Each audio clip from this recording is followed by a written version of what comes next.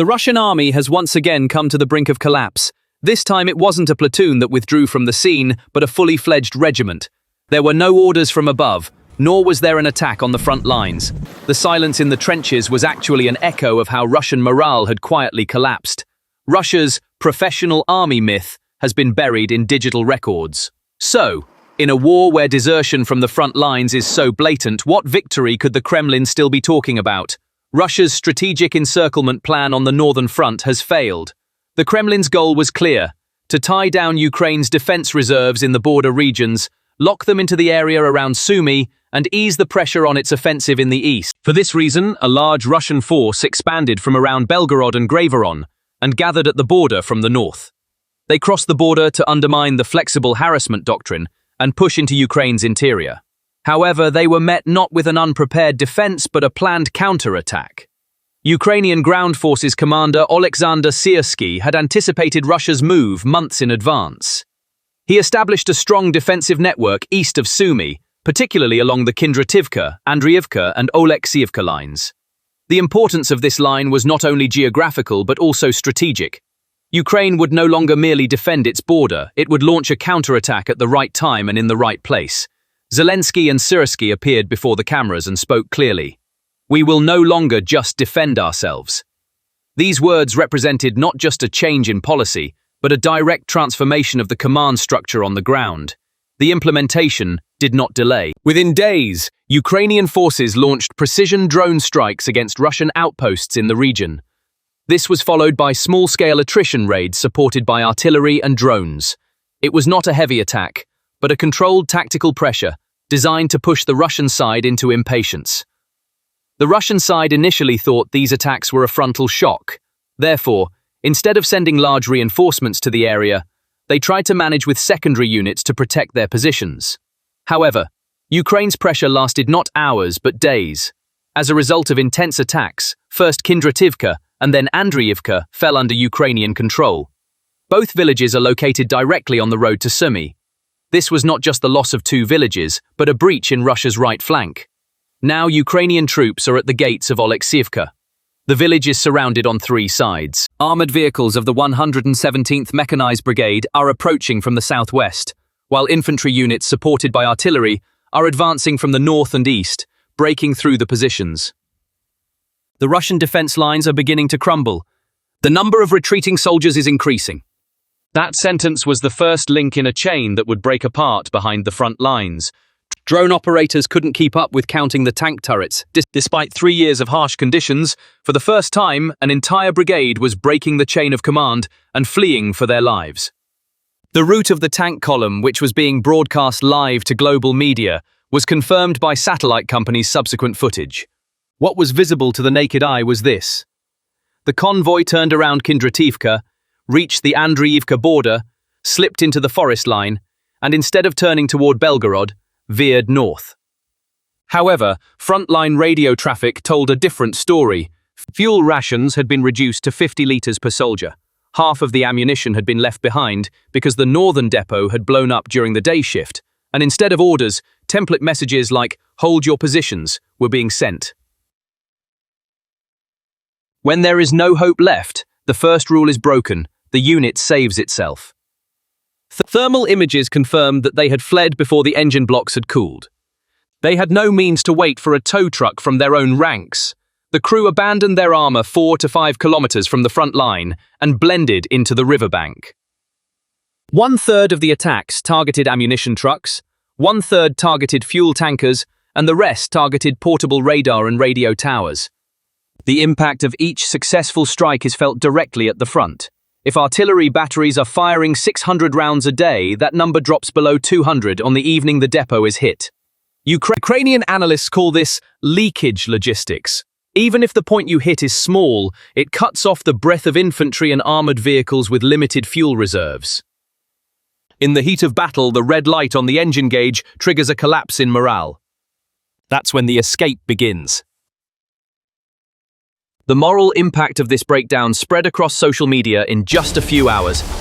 Channels created by Russian soldiers' mothers were flooded with posts like, "The Sumy group is silent. My son hasn't written in 5 days." Lists leaked from a mobile storage center in Belgorod confirmed the shortage of fuel wagons. When logistics routes are disrupted by a swarm of drones equivalent to a train, waiting lines can stretch up to 60 hours. At that point, if the commander at the front has no fuel, the only option left is to order the tanks to dig in and wait. The fact that the machines pulled into the line of fire were not designed for trenches also accelerated the escape. The T-80 chassis is heavy, its tracks sit deep, and it doesn't dig in the rear to prevent movement. Once the fuel runs out, it becomes a massive target. Even the withdrawal orders, issued by commanders, couldn't reach the rear in time because radio towers were frequent targets of Ukrainian FPV attacks. The Ukrainian side did not use this situation merely as a trump card behind the front lines. It also turned it into a media strategy. At the same time, the headline that caught attention in the technical support packages arriving from the West was the land-based variant of the Magura V5 naval drones with extended range. The new kamikaze swarms, designed to strike fuel tankers, not in open terrain but at river crossings inside the border, were equipped with additional target classification capabilities, thanks to a software update. They could now distinguish between tankers, heavy tanks, and open wagons. On the contrary, Russia remains silent. However, officers on the front lines say that this expansion is militarily unsustainable. Let's cite. Supply lines in the Belgorod and Kremlin regions are constantly under drone attack. Fuel and ammunition convoys are being destroyed before they reach the front lines. This is pushing Russian forces on the Sumy line into a serious logistical crisis. However, despite the stability in casualties, such a large loss of territory points to another problem. The Kremlin is not sending reinforcements. More accurately, it does not want to send them. This is because there are those who believe that plans to open a new front, or the current southern defense, are a higher priority. Military planners in Kyiv are closely monitoring these developments. The fall of Oleksiivka, following Kindrativka and Andriivka, would shift the 30-kilometer defense line along the Sumy axis in Ukraine's favor. Moreover, this area is only 18 kilometers from the border crossing of the railway line leading directly to Belgorod. If Ukrainian forces reach this depth, Russia's logistical transfers from the north to the inner lines of the front will be paralyzed. However, satellite images cast doubt on this claim. Tanks were left abandoned on the so-called rotation route, and personnel had scattered into the forest. Neither regular nor controlled. ISW's rapid analysis also revealed another shortcoming. The retreating column had left its logistics convoys on the same route defenseless, so the escape was not merely tactical, it was dragging logistics into chaos. The most heavily targeted point of the supply tunnel stretching from Belgorod to Sumy is a 3-kilometer stretch of forest-shaded road. Ukrainian drone pilots are not tracking thermal signatures. They are targeting the contours of the tanker's hull, not the engine's heat. Hiding such a simple signature is nearly impossible. That's why the Russian side deployed camouflage nets and mobile jammers. But the jammers' energy requirements created a separate fuel line. The generators attached to the courier trucks couldn't reach the target area on the day of the attack. It's a vicious cycle. You need fuel to bring fuel, and when you can't replace the fuel you've used, the cycle stops. Ukraine's advance in Sumy may seem like a small, unmarked road on a military map. However, when the factor of moral decay is taken into account, it becomes enormous. Strategists in Kiev say that, by the end of summer, the targeted encirclement will leave 50,000 troops gasping for breath. Is this number exaggerated? Perhaps 10,000 to 15,000 will retreat, and 10,000 will surrender. But what matters is not the cost of bringing back the survivors, but the cost of the tanks, artillery, and equipment left behind. Russia claimed to have 3,000 active tanks at the start of the war, but the number of modern tanks currently seen on the battlefield is less than 1,000. When even T-55s are being pulled out of storage to make up for losses, the motivation to fight is hitting rock bottom. This is what Ukraine wants: to cut off the economic and psychological sinews of war of its opponent. The morale of Ukrainian troops on the front lines has not been this high in a long time. Commanders are no longer trying to push back armored brigades. They are organizing the safe surrender of crews inside armored vehicles that have raised the white flag. The breakdown of Russia's logistics network in Sumy is sending a delayed shockwave to Donbass. because when fuel and ammunition supplies from the north run out, the train schedule for replenishing the artillery stocks used in the south is disrupted. Russia's possible response boils down to two options. Either it will slow down the southern offensive to pump fuel and ammunition back to the northern front, or it will establish a partial bypass from depots in Belarus to the northern front. The first option would buy time for Donbass. The second would cast doubt on Belarus's claim of neutrality. Vladimir Putin needs a new round of mobilization to maintain troop levels in Ukraine. Every desertion is like cutting off one of the Moscow army's lifelines. The road ahead for Ukraine is now much clearer. The task ahead is not only to gain territory, but to systematically deplete Russia's economic and military resources. The main goal is to turn Russia's long war strategy against itself.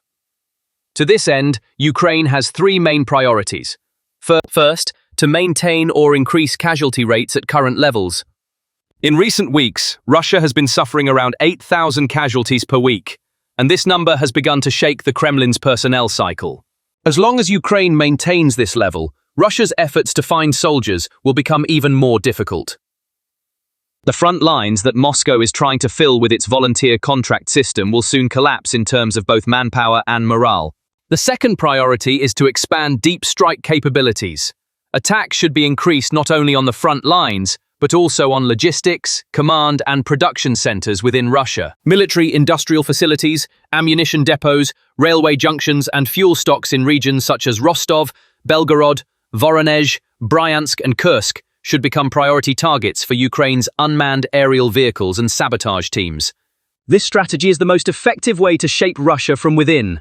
The third and most critical task is to target everything that is expensive. This is because Russia has already shifted to a full-fledged war economy. However, although this economy appears strong from the outside, it is experiencing serious problems in obtaining sensitive parts, semiconductors, optical sensors, and modern equipment due to Western sanctions. In short, there is no shortage of targets. When Ukraine systematically takes these high-cost targets out of commission, Russia will collapse not only on the battlefield, but also in its defense industry. The situation developing in favor of Ukraine on the Sumy axis has now gained irreversible momentum. The liberation of Kindrativka and Andriivka, and the complete encirclement of Oleksiivka, show that Ukraine is on the verge of gaining strategic control in the north. If Oleksiivka falls, Ukraine will have completely eliminated the direct threat around Sumy. This means a new window of opportunity. What's next? Commander Syrsky's next target is increasingly likely to be Vovchansk. This region, located in the northeast of the Kharkiv Oblast, is still under Russian control. However, it is of high strategic importance. Both the connection line with Belgorod and the frontline support towards Kupiansk converge here. Recapturing Vovchansk could collapse Russia's entire defensive depth in the Kharkiv region. Moreover, the psychological importance of Kharkiv cannot be overlooked. Partially occupied in 2022 and later liberated by Ukraine's rapid offensive, this region remains a matter of pride for Russia. The fall of Vovchansk would shatter the Kremlin's perception that we can at least hold on to what we've taken. We don't want to leave you hanging with all this information. In your opinion, how will the Kremlin try to cover up this logistical balloon that exploded in Sumy? A longer war or a new retreat plan behind closed doors? Whatever your thoughts, we look forward to discussing them in the comments. And if you don't want to miss these pivotal moments, don't forget to subscribe to our channel and turn on notifications. Because in the coming weeks, new stories, stretching from the Sumy forests to the Kursk deadlock, will continue to track not the pulse of the war, but the pulse of strategy. Thank you for watching.